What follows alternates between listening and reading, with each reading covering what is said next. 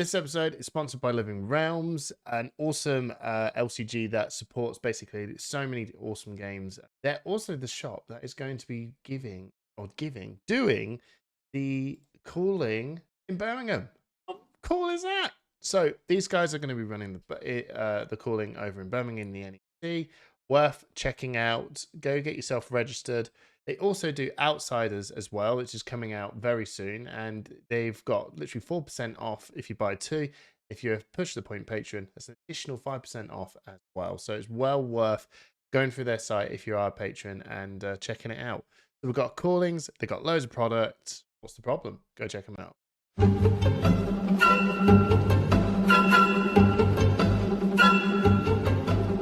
Hey guys, welcome back to another awesome episode of Push the Point, where I have Yorgos with me, who was with us in the interview, if you've checked that out, with Fano and Daniel Krios. And Yorgos is going to go through his first takes on Riptide Lurker of the Deep. You've been doing some testing with this, I hope, which I know you have actually, because you've been doing some amazing streams. I've been watching you play Riptide, going through lots of different iterations, different ideas, how to tackle different metas. Like, if you haven't checked out Yorgos's Twitch stream, it will be in the link below.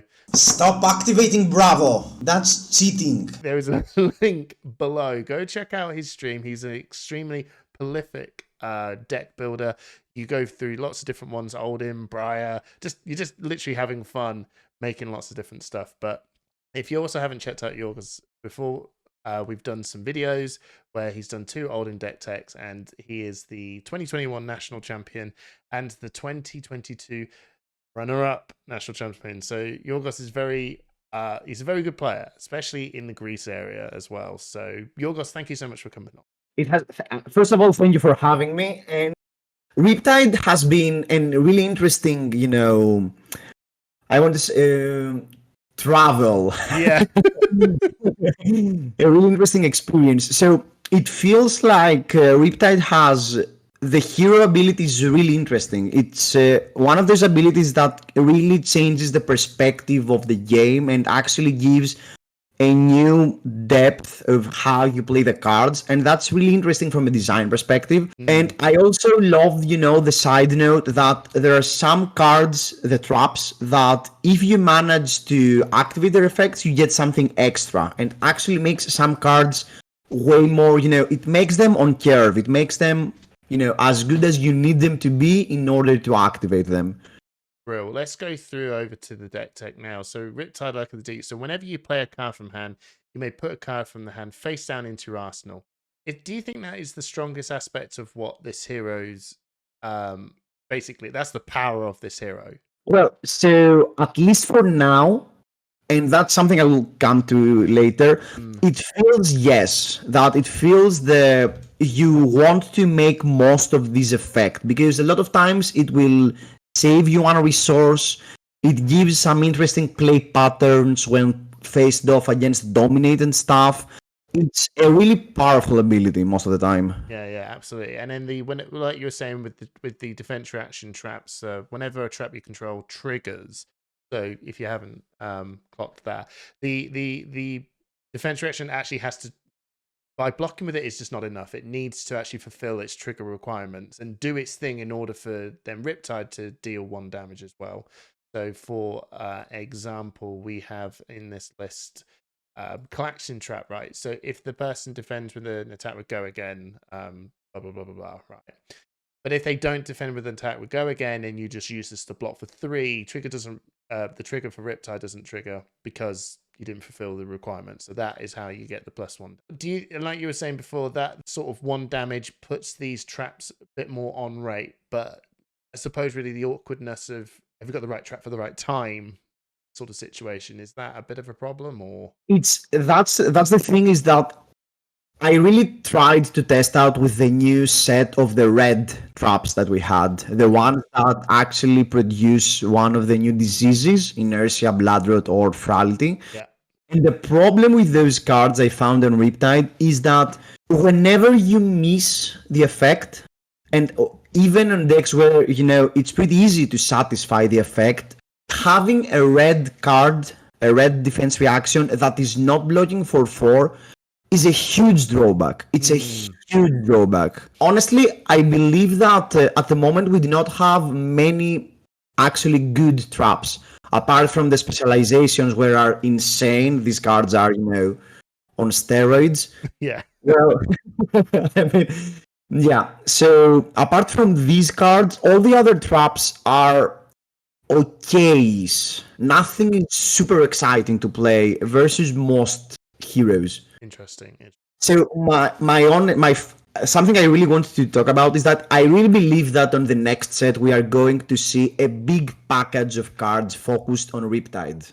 Yeah, I think That's my honest opinion. Yeah, okay, I think so. I think they definitely need to work on what those traps are. But I think the actual, like you said, the disease traps, the blood rot, inertia, frailty ones, they work really well in its set in terms of drafting, right? So in the draft set, they're brilliant. They're actually crazy good, right? In for the drafting experience. But like I agree with you on the CC side. I think they you they're not they're not complete garbo, right? Because I think over time, maybe as the meta develops, you can start seeing certain heroes starting to push over, and Riptide can actually know the correct sort of equipment he can then put into his deck to actually deal with certain popular heroes. And even if for your local armory, if you know there's this one dude ripping it with Fi or Katsu or Drinthia, for example, then you can actually turn around and go, you know what, I'll actually I can slot in some of these traps, knowing I'm just going to inevitably face this player who plays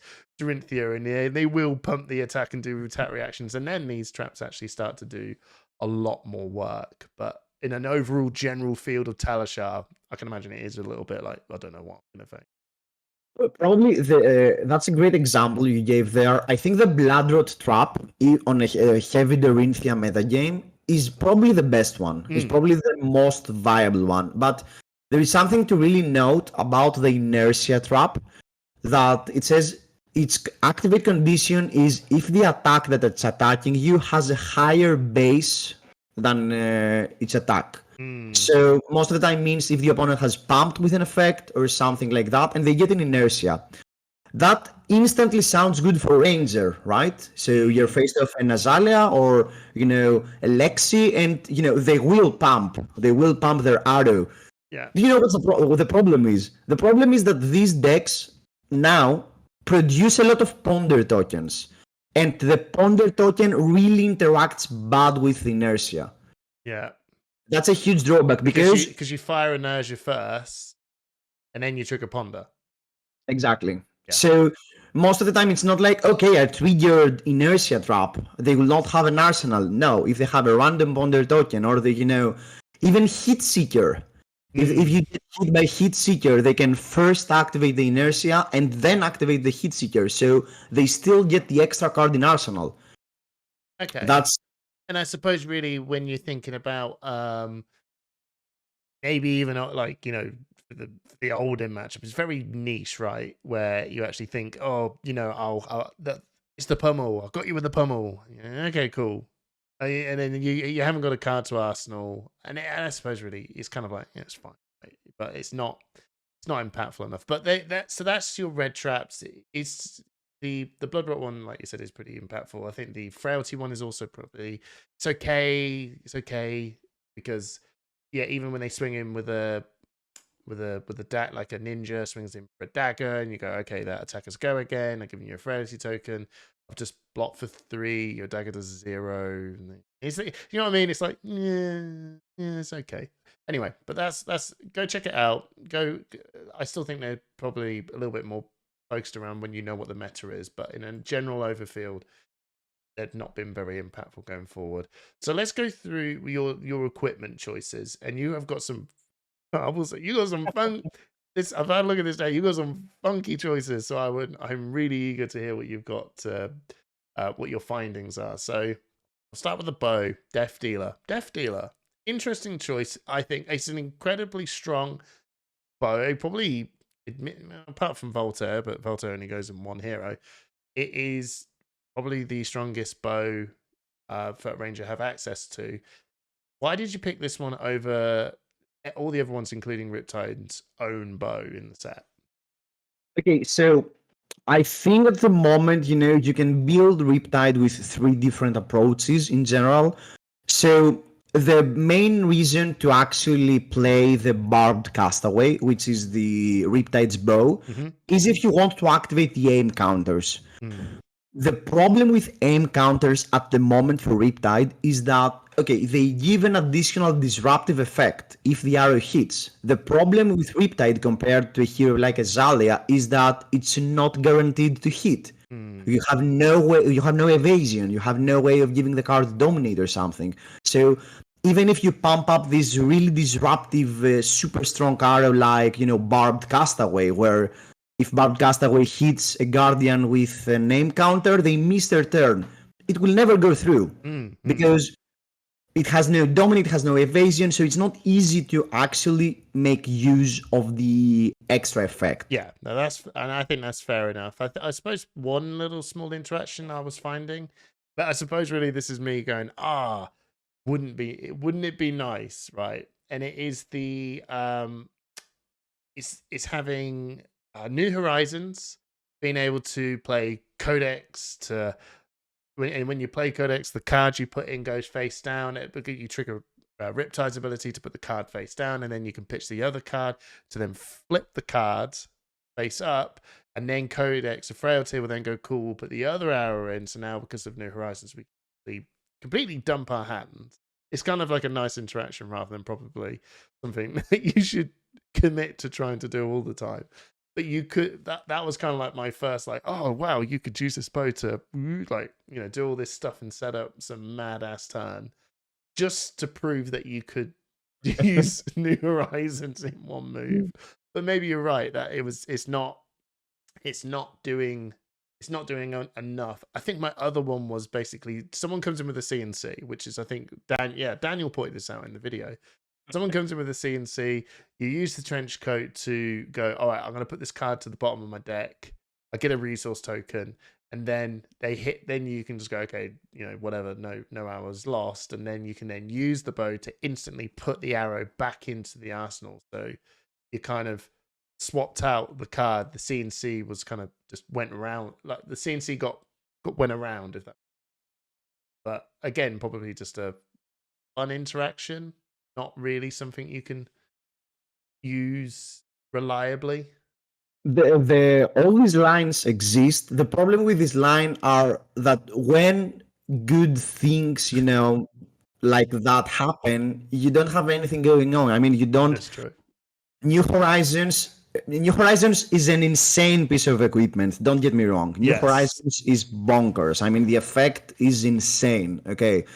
But the problem with New Horizons is that you need to not play Death Dealer because the interaction with Death Dealer in New Horizons is pretty weird most of the time. Yeah, because you've got to have no arrow. Yeah, it straight up probably just doesn't really work that well, right? So that's the only real drawback. And with Riptide, it was like, if no other bow is good, I mean, Death Dealer is insane. Yeah, if you haven't, I totally agree with that. If you're gonna pick something that's gonna draw you a card. End of the day. Well, if Riptide had any way of getting evasion, if Riptide had any good cards that could actually prevent the opponent from blocking, I think we could look a bit more into the aim version of the deck. But since that's not the case at the moment, I don't think you ever win games by using the aim counters. No, that's my take, unfortunately. No, I think that's totally fair enough. So another thing I wanted to sort of last sort of question I want to ask in terms of the bows. I've seen some people on Teleshow play Dreadbore, the one that gives +1 and they can't use defense reactions from cards in hand. Is that something? I've seen that because I feel like most of the time Riptide's actual ability does the work of the bow, if that makes sense. He does the bow's work through his actual ability of, I play the card, the card, now an arrow goes into my arsenal, right? I don't need the bow. The bow is just, whatever. So Death Dealer could put another bow in, but most of the time I don't need it to because of my own ability does it. So the Dreadboard actually turns around and goes, I'm just going to give this a +1 and you can't use defense reaction.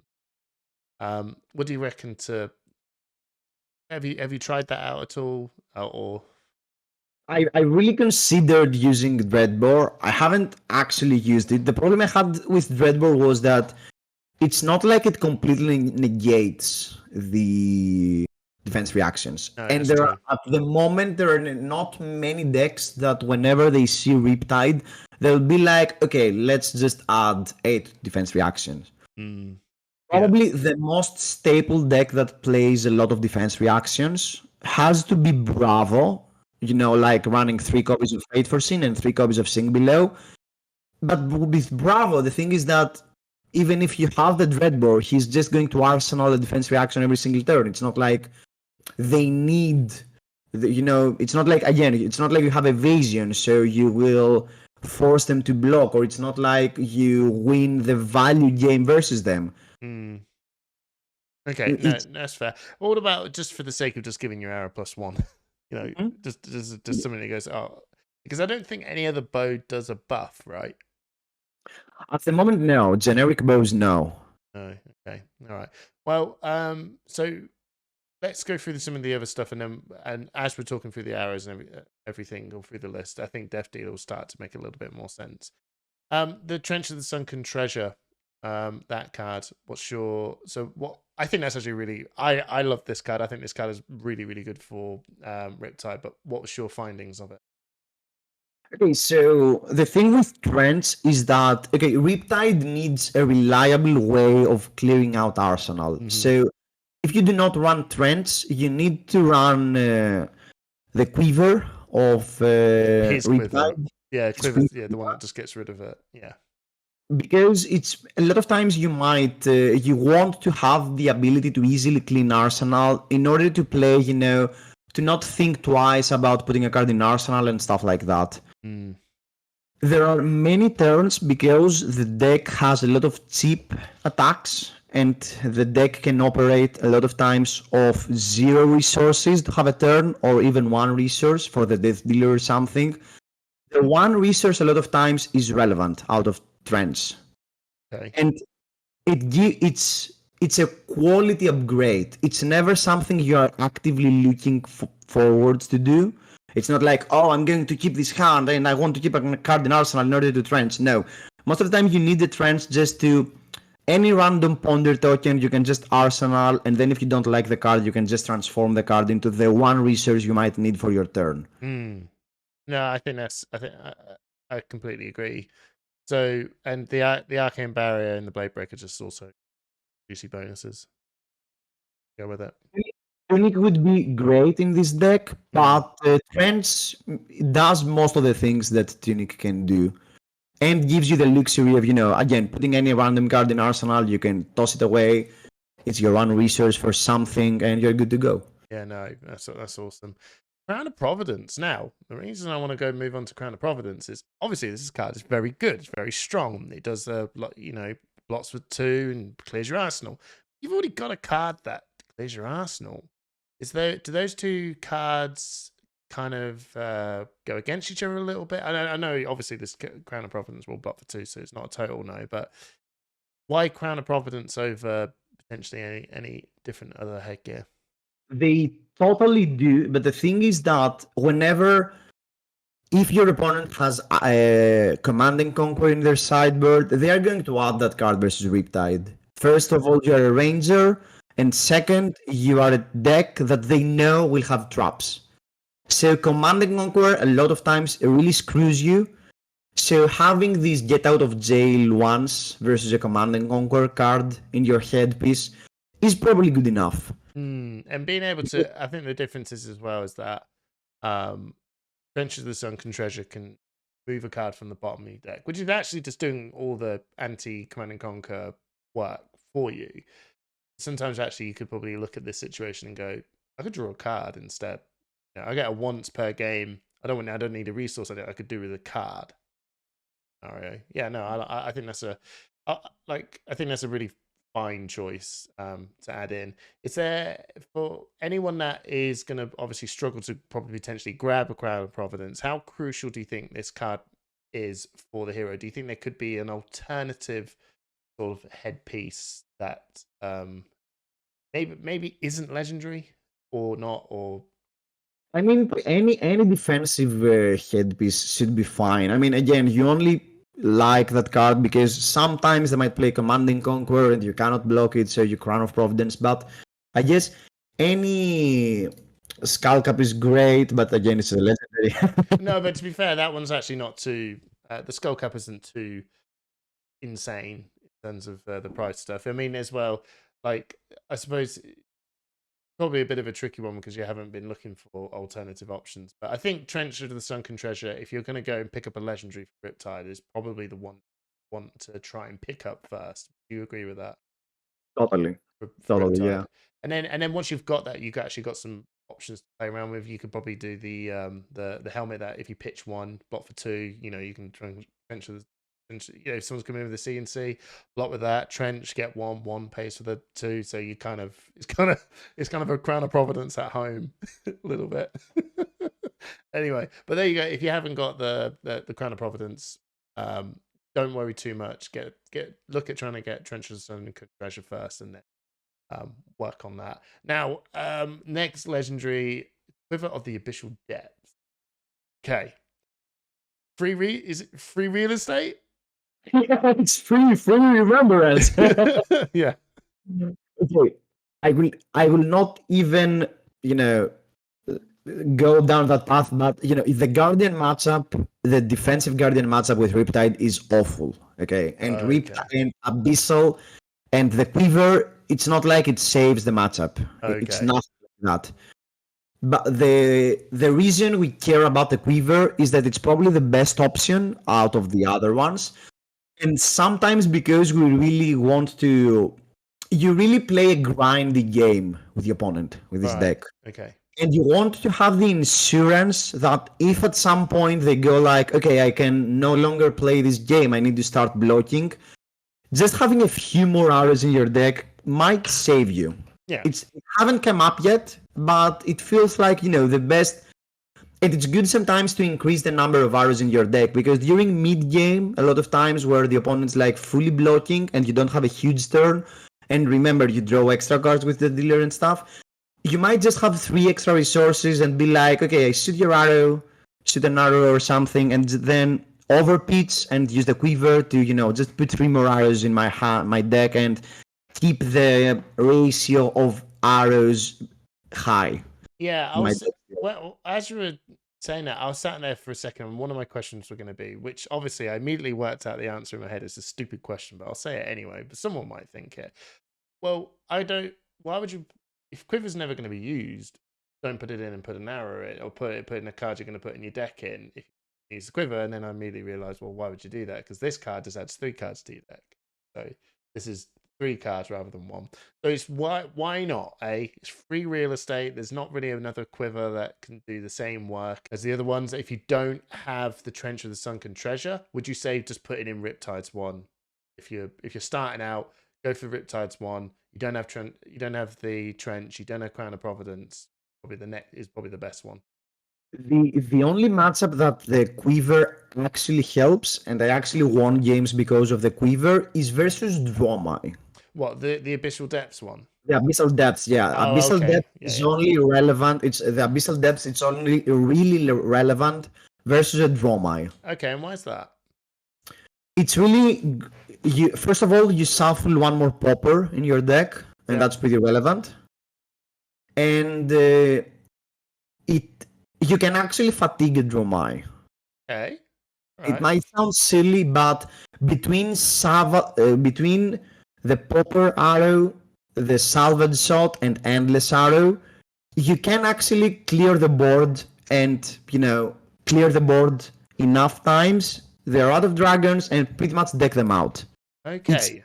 It's a real strategy versus Dromai sometimes. Okay, no, I like that. But just in case you don't, if you're just starting out playing the Riptide, you don't have any of the legendaries, you haven't picked up a Sunken Treasure yet, the next best Quiver you go for Riptide is Riptide's just generic Quiver. Pretty good, does the job of just clearing the arsenal out. Would you agree? Yeah. Probably on 90%, 95% of the games, the Quiver will not be relevant. Yeah, so don't panic too much. Probably, would you say it's like the last most important one, or do you think By far, yeah, it's the last one by far, yeah. Yeah, not a problem. Okay, perch grapplers. I'm leaving the really weird one to last. Perch grapplers. I imagine it's just the not snapdragons. Yeah, I mean, I don't know. What's your thoughts on the perch grapplers? Okay, so most of the time it's not like you care too much to attack twice, because most of the time you prefer blocking over doing, a single auto turn is just 5 or something. It's not great. You don't have any things, any cards. You don't have rain razors, so you don't really care about attacking more than once. So the block 2 is actually pretty relevant against a lot of matchups. And again, it's really good versus Dromai. Because all your hours go again. Because versus Dromai with Perch Grapplers, you can, and we will see later during the deck tech that we also run Tri-Shot in the blues. Yeah. So with Tri-Shot and the boots, you can actually once clear the board of dragons from the opponent's from the Dromai side of things. Yeah. And that's pretty relevant. So yeah, no, I think that those combinations for someone that puts lots of permanence on the board and you don't have a weapon, this is your attempt to trying to make a really long go, like trying to push your weapon to the best of its abilities. So, but no, I think that's a really good choice. I think it's a fantastic choice. Now let's go for the Hornet Sting, dude. Why are you using this cards? So first of all, the obvious choice for Rangers most of the time has to be Bullseye Bracers. But you really do not care about a free reload with Riptide, because you have a billion free reloads already. So you really do not care about the free reload. So the 1 armor is relevant, and sometimes doing the value for 2, so actually blocking 1 and dealing 1 damage, it's good enough. Okay. It's probably the best you can get out of your gloves slot. Yeah. Okay. No, that's fair. The with Oldhim, would the new generic Vambrace arms be potentially relevant? Probably yes. Probably you do like them, but I think the Oldhim matchup is so horrible, but you don't really care.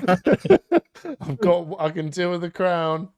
All right. I mean, yeah, the thing is, with Oldhim specifically, the matchup is pretty bad, so it's not like it's worth it to commit a lot of slots in that matchup. Okay. If you have the card, yeah, sure, you can cut one of the random one-offs, as you said, and just add the Vambrace, but I don't think it will make a huge difference. No, that's cool. But I like that. I like the fact that it's as much as I'm like, but I'm like, no, I like it. I like to see new cards into the deck. I'd like, and it's obviously, like you said, doing 1. It must hurt when you flip up and it's like, oh, it's not. I mean, most of the time it's not. It's not like your Azalea where, you have 36 arrows or something. But once every 2 games, dealing 1 damage, it's good enough. It's good enough. Yeah, no, that's fair. I like it. That's really cool. I love to see cards. Let's get stuck into the deck then. So in your main board, we've got 3 Command and Conquers, 3 Drill Shots, and 3 Endless Arrows. Be give and take. 3 Infecting Shots. And that's your... Let's tell you what, let's stick with the arrows here. 3 Searing Shots and 3 Sedation arrows in here. I know that you've got some more in the sideboard, but we'll get to them when we get around to the bit. So these are your main bread and butter red attacks. So let's instead of moving over to the arrows bit, let's talk about the actual just attack. So Command and Conquer. Command and Conquer, man. It's really good. It's pretty good. Well, the card that was in that slot, and that's probably something that you might notice if you have tinkered with Riptide, is that there is no Death Touch in the list. Yeah, that's interesting. And the problem was that Death Touch really works great with Tunic, but apart from that, most of the time, it's weird to pitch for Death Touch most of the time, because it's a 6-power card that cannot be played from hand. And sometimes you like that you can, just pitch a card and play Command and Conquer from hand. So pretty much Command and Conquer does everything that you want out of Death Touch with it being a bit more easy to play and has 3 block. Yeah, no, I think that's a really solid choice. But if you were struggling to pick up a Command and Conquer again, I know it's a bit weird with Death Touch, but Death Touch is an easier card to pick up for new people, for outsiders. We say that having Death Touch as replacement for Command and Conquer would be all right enough choice. I mean, it's a pretty flexible slot. It's not like you have any other good interaction with Command and Conquer. So probably any other Red Arrow or any other 6 power card or E-Strike or Death Touch, all of these are great choices to replace the Command and Conquer if you do not have access to the card. Yeah, that's fair. And I'm only doing this for certain ones that I know that are pretty hard to pick up cards, like, Crown of Providence, so on. Very well sought after cards, and you should pick them up because you get to see them in a lot of decks, and their value for the card is insane. When we probably go through all the other deck decks, you'll just see a CNC somewhere laced in a deck tech. Anyway, Give and Take. I'm intrigued. Give me your thoughts.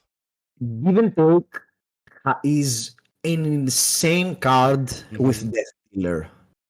Okay. It's insane. I mean, the interaction is really great, and it really plays into Riptide's feeling of, a little bit you grind them down. And it really helps with that. It's an attack that can be played from hand. So a lot of times you get a free reload, if that's relevant. And most of the time it's either deal 3 damage and they take 3 damage, which is good because you like being able to play a bit more, wide type of game. And if the opponent chooses to block this card, with Death Dealer you just put the card you need on top of your deck for next turn or for this turn. I mean, the interaction between premeditate. Oh, I was gonna get to that card. That card is cracked in Riptide, but yeah. So you can, for instance, you can play a premeditate, reload the Give and Take, pitch a blue or something, attack with a Give and Take for 6. If the hits go through, you will get a ponder. So the opponent wants to block that, right? No, so they don't block it. You should not block Give and Take. Man, premeditate, Give and Take. Bro. So they block. And what happens most of the time is if they block Give and Take, you just get premeditate. You put it on top of your deck, you reload with Death Dealer and get a new premeditate. And you play another one. I mean, the interaction with blocking Give and Take with Death Dealer is insane. Most of the time, your opponent will just take 3, and this is fine. I think you're right. It's purely the premeditate Give and Take thing is a thing that every hero has access to. But like you said, Riptide, man, just makes that interaction with Death Dealer like to the moon of silliness, right? And I thought Give and Take, and it's not an incorrect thing to say, was like, man, that's a Briar card, right? I think some of the heroes is definitely a card you're going to see a lot of play in a lot of heroes. But it's, with you explaining how the premeditate into this, into Ponder Token, into Death Dealer, I'm going to draw this card up. Oh man, that sounds evil, man, but I love it. It's so good. Is Give and Take is going to be one of the new Majestics that's coming out in Outsiders? Would you say that this card is a must pick up card for Riptide? I think it will be a staple card for Ranger, I think, in general. I think the interaction between Give and Take and Death Dealer is so good that probably it might not be, a must-have card, but it's a good addition most of the time to any deck that wants to play Death Dealer, I think. Yeah, no, I think it's, for me, I think it's one of those cards I think you might as well try when it comes out to pick up, because I think this card is just going to be something good forever. It's a new hero is going to show up, and Give and Take is just going to be like Command and Conquer, just this relevant piece of text everywhere it goes. 1, 3, go again, 3 block, and don't block. Okay. And something's gonna, and like you said, the next card, which I know that I've talked about these two, man, you just got me too excited. Premeditate. This card is really surely this card has got to be a must pick up for Riptide. Surely.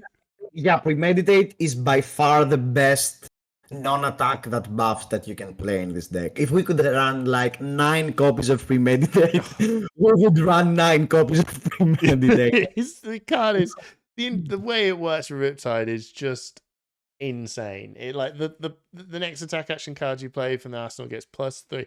Every other hero is kind of like trying to work to make this work, right? So I was even thinking of, I know this is Riptide deck tech.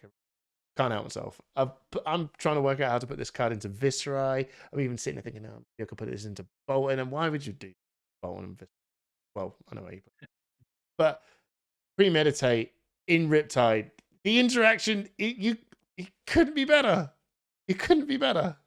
And it's insane that, I mean, if we need one more, just one more on Ranger's World. Just one more on rate non-attack that buffs in general, and Riptide will really love this upgrade because again the interaction between that Premeditate is not buffing only your arrows, it can, you can do Command and Conquer for 9 out of your hand. You could do, the interaction we said before with Give and Take and Premeditate. All these interactions that are actually attacks, it's super relevant. Yeah. Super relevant. So I think a lot of what this card says what it does, right? I think it's not. I love the fact you've actually weaved that into Give and Take, because I think a lot of people probably even thought arrows, but Give and Take, crazy. Anyway, let's talk about arrows. Drill Shot, Endless Arrow, Infecting Shot, and Sedation Shot, and Searing Shot as well. So if I'm gonna just read your mind just a little bit here, right? Drill Shot, Endless Arrow, Searing Shot, on rate cards that are just bonkers, right? 0 for 4, relevant on hit stuff. Drill Shot taking a piece of armor from someone. Endless Arrow is pretty much a snatch, just puts that back in your card. And Searing Shot, 0 for effectively 5. Really, really good on rate. Is there anything more to add on? You see this in every Ranger hit. It's really interesting. I mean, here with the 3 arrows you described, it's really the reason why we love the Riptide's first effect here, because a lot of times you can block with 2 cards. So most of the time you will block 6, maybe more if you activate a trap or something, and afterwards you can just go, lace with something and throw a 0-cost arrow that has actually 2 different hit effects. And that's your 2-card hand that's attacking for 7 with 2 different hit effects, and they're relevant, something that the opponent cannot ignore. And it's your 2-card play, which is great. No, I love that. I love that. So your infecting shot. I got that right. Yeah, infecting shot and sedation shot. Now, infecting shot, I think, is a really, really straightforward one to put in there. I know when everyone says it's 1 for 5, it isn't. It's 2. Right? You've got to pay for the boat. Well, sometimes you don't. Actually, Riptide is actually one of the few heroes that makes it a 1 for 5, right? But you're not going to put aim counters on it. But does that matter? It doesn't matter too much, right? So effectively, this is 1 for 7. I think Infecting Shot has to be the best red arrow that Ranger will have access to for a long time. I agree with that. It's just being able to give him a Blood Rocks Pots token and then giving them 2 more damage. I mean, damage, right? Wins you the game. It's pretty, all the other stuff is pretty, has some fringe cases, but damage is damage, right? But let's talk about Sedation Shot. Why did you include this one? Okay, so Sedation Shot is pretty close to the same thing that, it forces the opponent to block a lot of times. And that's something that you want to happen. You don't like your opponent doing these 5-hand explosive turns every single turn. So Sedation Shot really helps with that, because between your arrows and Sedation Shot, they pretty much, you want to force them into a position where they need to block like every single turn. They cannot be like, okay, I take this. If they take the hit, you will punish them for that. You will force them to interact with you. That's what you need. Interesting question I want to ask is the inertia token more important than the frailty token? Because the frailty one, if you think about it, if you're playing up against heroes that, like even Guardian, forcing their hammer to come in for 3, or the Anathos coming in for 5, right? You are effectively dealing +1 damage on top of that because you're negating damage from weapon swinging heroes. I mean, that's even just completely removing Fai's ability to even use Kodachis. Is there been any thoughts of using the frailty bow at all, or what's the importance of inertia? The problem with frailty is that most of the time, well, it's obvious, but the opponent knows about it. So they can weave their hand or their turn without caring to attack from arsenal or with a weapon. And even if they do, it's just -1. If the Fai opponent has a lava burst in arsenal and you attack with a frailty something, okay, they will just take the hit and deal 1 point of damage less with sword and 1 point of damage less with lava burst. They still have an insane turn. And that's the best case scenario regarding frailty. I think frailty is only great versus Dorinthia or something like that. Okay. That's the only spot where you be like, okay, it's better. While sedation shot, a lot of times, most of the decks run these weird blue non-attacks or these weird non-attacks where you're like, okay, I cannot really play this card now. I'm just going to play an arsenal. And sedation shot really forces you to use that card. And by using most of the time means block for 2. So that's why sedation shot, I think, whatever thing.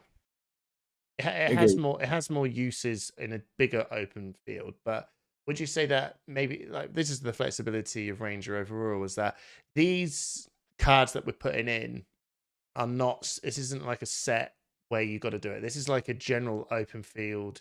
I'm going to go on Talashar. This is probably going to be the best open field deck you could play. But if you go into armories or you go into events and the meta starts to form and shift, you can actually start again just tailoring your arrows to actually go, you know what, actually Dorinthia for some reason or whatever is actually quite relevant. So you know what, maybe we do need to put the frailty shots in and whatnot. Like, would you agree with that? I totally agree on that. And Ranger is slowly getting to a point where they're like Guardian, where they have one arrow for every single situation. Yeah. So probably Sedation Shot will be the first arrow to swap for something that you feel is more relevant on the field you are playing. Yeah, no, that's cool. That's really... Let's go through to the non-attack buff cards, basically. So we were so excited about premeditate that we just talked about it when we shouldn't have, right? So we're not going to go over that. But the Lace with Blood Rot, Lace with Inertia, and Seek and Destroy, effectively. Anyway, yeah, effectively they're doing the same. It's 0 cost, bump for 3 on hit. It's just they're just premeditates. Other versions are doing the same things, right? Blood Rot, Inertia, and Inertia, but better, which is Seek and Destroy. Is that pretty much it? That's pretty much it. And you also, between Seek and Destroy, Sedation Shot, and Lace with Inertia, you might weave like 3 turns back to back where you interact with their arsenal. And that's something that some decks might really hate, that you can actually do that, because you never allow them to set up a bigger turn or something. Yeah, no. And I suppose the biggest thing as well is for everyone to point out as well that these 3 pump effects only affects the arrows. Premeditate, mate. Crazy card because it does it with everything.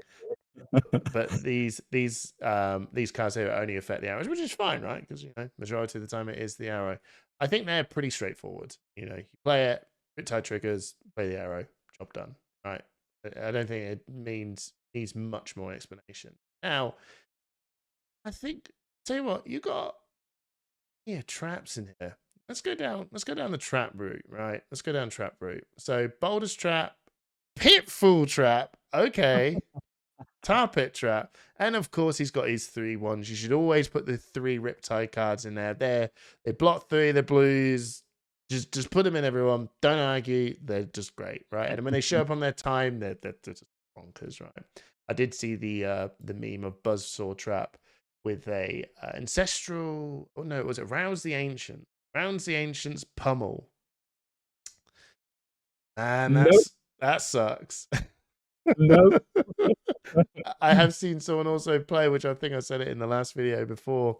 Man, the Rhinar going, it's Blood Rush Bellow into 2 barraging beatdowns into some massacre hit. Oh my god, it's coming in for insane amounts of Buzzsaw Trap, blocks of 3. I take 3 damage. Oh my god. Anyway, so that's my I mean, my fun. interaction with that was pretty much the same. I mean, like probably the first or the second time I played this deck, I was faced off against an Azalea, and he was like, I dealt him like I had, a Bloodrot arrow with a lace with Bloodrot or something, and a Seek and Destroy, and they take 12. They take 12, they keep a 5-card hand, and they go Seek and Destroy and all that stuff, and dominate, and they swing for 14 dominate, 3 different hit effects. And I'm like, okay, block with a card from hand, trap. No, that's it. That's your turn. Okay. Take 1 damage. Oh my god, that's so brutal. The collapsing trap have you managed to pull that off against people? Is it devastating? I mean, collapsing trap is insane versus Katsu. Whenever it's pretty much the same situation where versus Fi, of course. I haven't played versus Fi yet because most people have been trying out Katsu with the new stuff. Of course, yeah. I guess it's pretty much the same where you deal, you swing with an infecting shot with something and you deal them 8-10 damage and are like, okay, now I'm going to destroy you. Trigger again, collapsing trap. GG. it's just all their hands. Like they've got this planned setup turn and then their hands just gone. It's oh god, that sounds brutal actually. And the spike trap? The spike trap probably is the weakest one of them, but still it's a blue 3-block trap. You are fine with playing that in the deck, and I guess the deck that it's the most relevant against has to be the Rinthia. Again. Yeah, because it's just it has to be reactions. It's very specific, but it's really, really cool to have a trap that does that. I mean, you never know. I mean, let's see what Fano comes up with Azuri. But if Azuri starts to become very popular, Spike Pit Trap starts to become a lot more relevant. But let's talk about the Boulder Trap and Tar Pit Trap. So I think Boulder Trap is. I thought maybe that card's okay. That card is crazy. That is really, really, really good to anyone that's doing these very minor +1 to their attacks. And oddly enough, more than you think, way more than you think, than you give it credit for. I mean, I put this up against Fi, and I managed to completely turn their the Tiger Stripe Shukos. Yeah, I had no armor at the end of it because Phoenix Flame +1 or 2 or whatever. Yeah, all right, blocked, lose an armor, take 1 damage. Like, oh, in the end, they just actually had no armor from it. What's your findings on it? I mean, the great thing about this deck, between the free reload of Riptide and the cheap deck cost, most of the time you can operate off a yellow. So actually running a lot of yellows in your deck, it's not a huge drawback. It's not a huge cost regarding deck building because most of your turns are fine with just a yellow. Yeah, no, that's fair. Tar Pit Trap? So with Tar Pit Trap, it's you want to play this game between Tar Pit Trap and Boulder Trap where they attack you. If one of the traps is relevant, you're actually blocking for 3, dealing with damage, doing an extra effect. So that's pretty much the game plan you want to follow. You want to grind them down by, getting a new card, getting an extra card every turn with Death Dealer, and blocking for more than 3 and 4 with your cards. And you slowly want to grind the opponent down with all these cards. Tar Pit Trap is insane versus Katsu. It's way better than it looks versus Katsu. Yeah, you haven't managed to play up against Fi, but I imagine that has some meaningful bets potentially going forward. It's mask and momentum, really.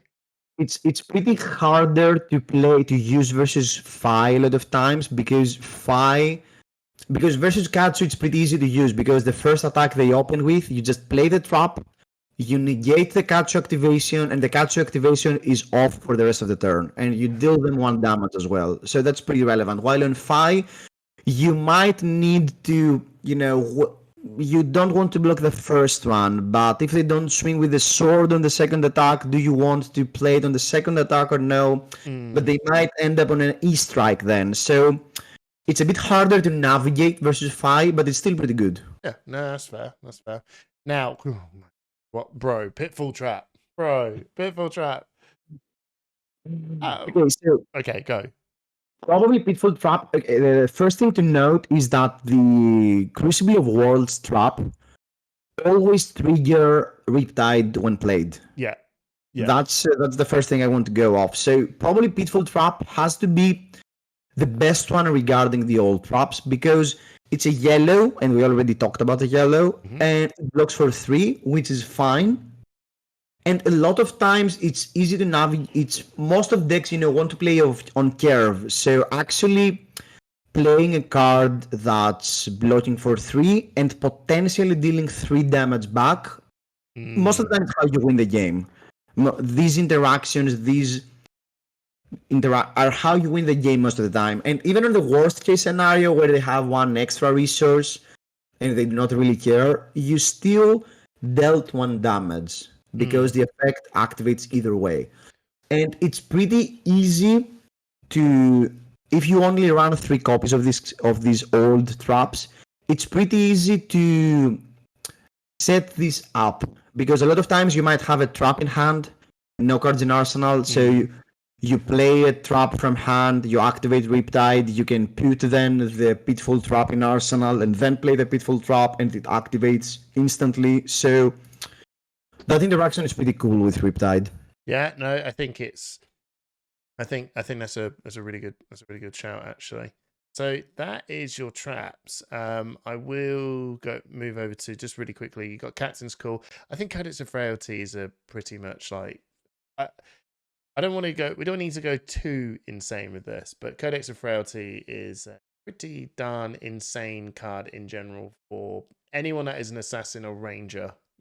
Like, I don't know about if you probably put this in Lexi, but for having this in Arsenal, bro, it's just it's crackers. Is there anything more to add to that?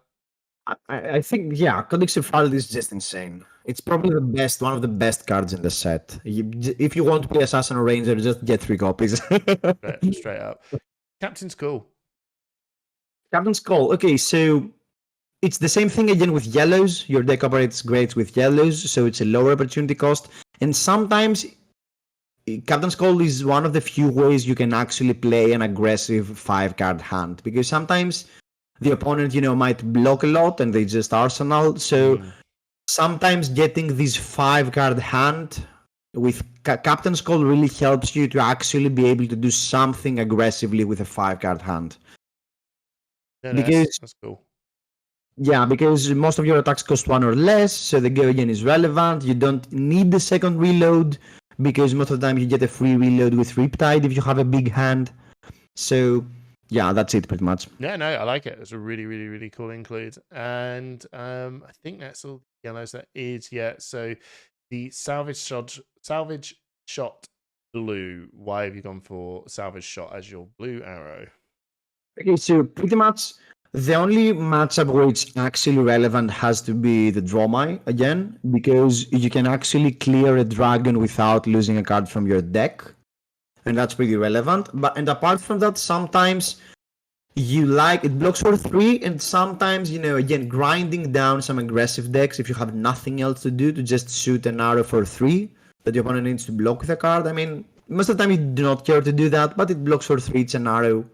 Yeah. That's it pretty much. And Try Shot, I think you mentioned as well, Try Shot is that blue block 3, which is going to be a blue block 3 most of the time, but really relevant against Dromai. There are some cases where if you have a big hand and the opponent overblocks a lot and stuff like that can happen.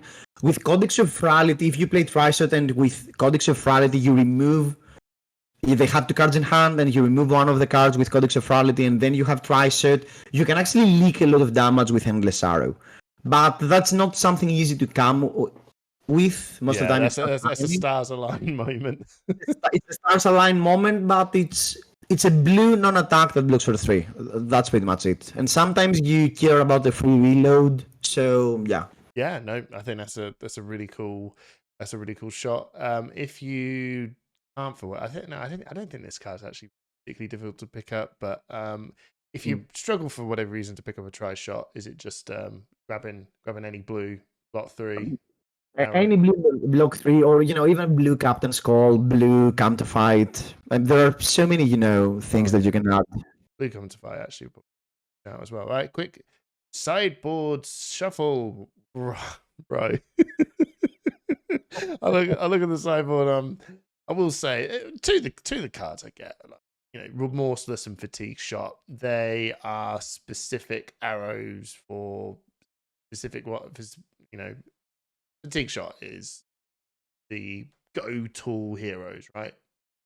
Yeah, so if you notice, the main deck is 57 cards. So most of the time what you're doing is you just add the 3 arrows of choice versus the specific matchup. Most of the time, it's like if it's a Ninja, Briar, or anything aggressive, you want to be Remorseless. If it's anything else, you most of the time like Fatigue Shot. Mm-hmm.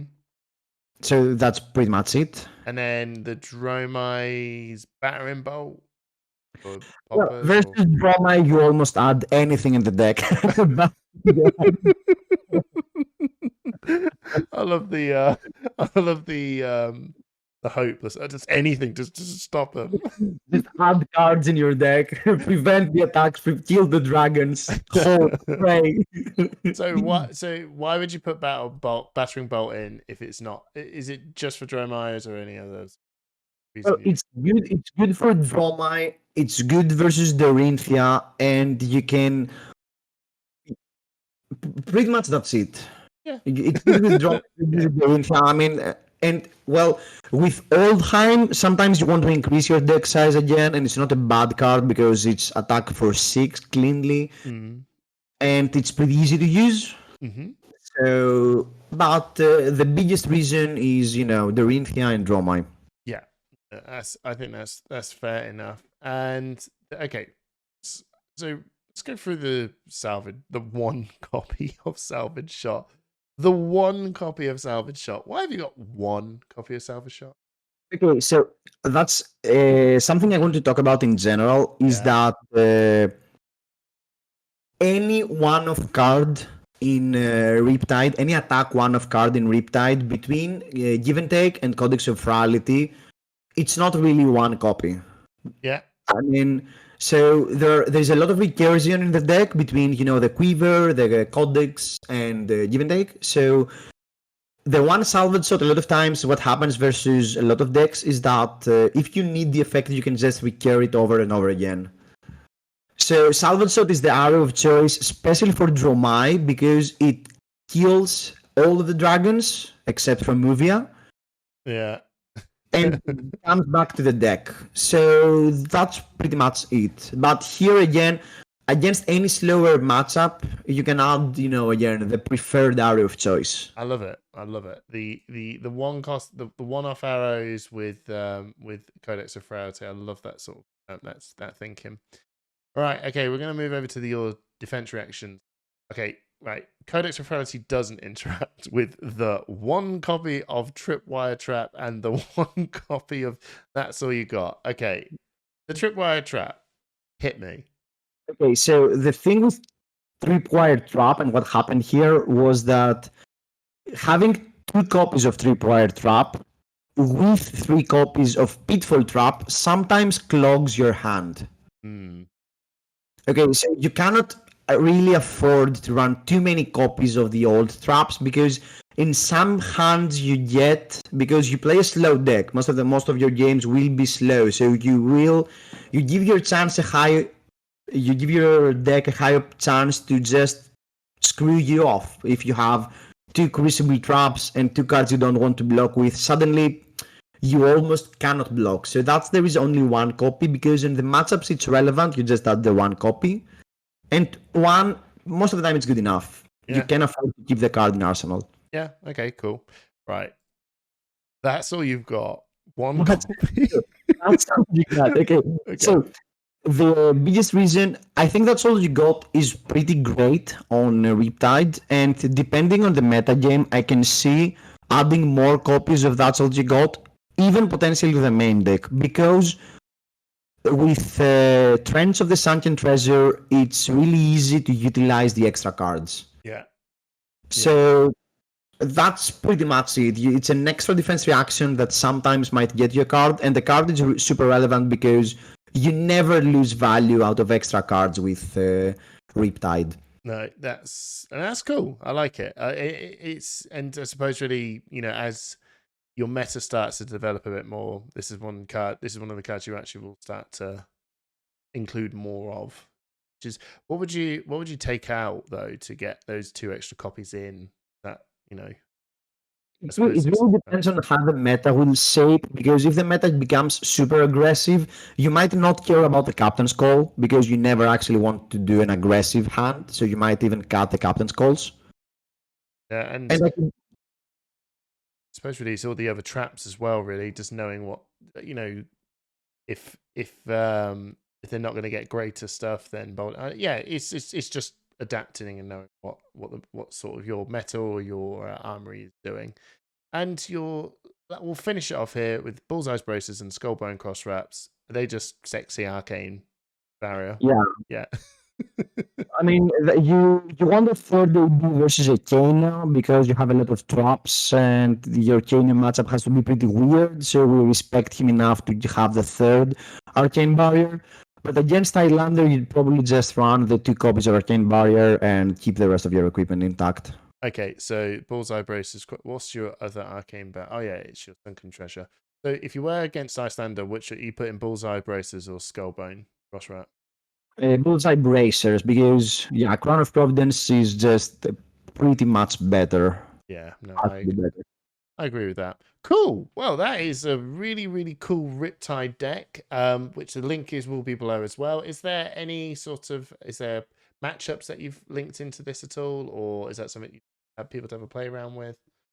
I haven't done that because I think it's still pretty fluid regarding on how we are not sure yet how the opponent's deck work. So I mean the field is pretty wide still. So it's not like I'm 100% of how you're supposed to sideboard and stuff. So And yeah, have a play around. yeah. Have a play around. So any little last words on Riptide before we close off? Okay, so I think Riptide has a lot of potential to be a really interesting hero, but probably at the moment he feels a little bit on the weaker side. I mean, it feels like he lacks some really strong payoffs. Sometimes you do these amazing turns with premeditate and give and take, and the codexes and stuff, and you are like, wow, this deck is insane. We grind them out, but he has some pretty obvious drawbacks, mostly versus Guardian. And he needs a way to solve this matchup. If he has a way to solve this matchup, I think everything else is pretty much decent. You can fight off against most of the other decks, but the Guardian matchup is pretty weird. Yeah. Would you say he's a fair ranger? Like, when you play him, it's like a fair game of flesh and blood where, block up, come back with something. It's like a mid-rangey, fair way of playing it, of ranger. I think that's exactly the way it is, I think, yeah. Yeah. All right. Cool. I thank you so much, Yorgos, that you've managed to take your time to go and work on Riptide. And have you had fun? Ultimately, have you had fun playing him? I mean, the deck is super fun to play, and it's super exciting to play this game where you need to calculate how you block. I really enjoy these types of games, these grindy, slow games, and Riptide really delivers on that. Fantastic. Really delivers on that experience. Real man. Right. Thank you so much, everyone. Again, if you haven't checked out Yorgos' stream, go check him out. He is on there all the time. Like I said in the start of the video, go check it out. He's very, very, very entertaining to watch. That's the main reasons why I love to come in and continue to watch him. and you're always tinkering and tailoring with different decks. It's not just Riptide. He's been doing Briar and Oldhim earlier. I've seen you just do Azalea. I've seen you muck about with Viscera, and you're jumping in with playing against people who are in the live chat. It's honestly, for someone that streams, he is 100% underrated, and you need to go check him out. So thank you so much, Yorgos, for doing this deck tech with me. Cheers, Thank everyone. you for having me. See ya. Bye bye.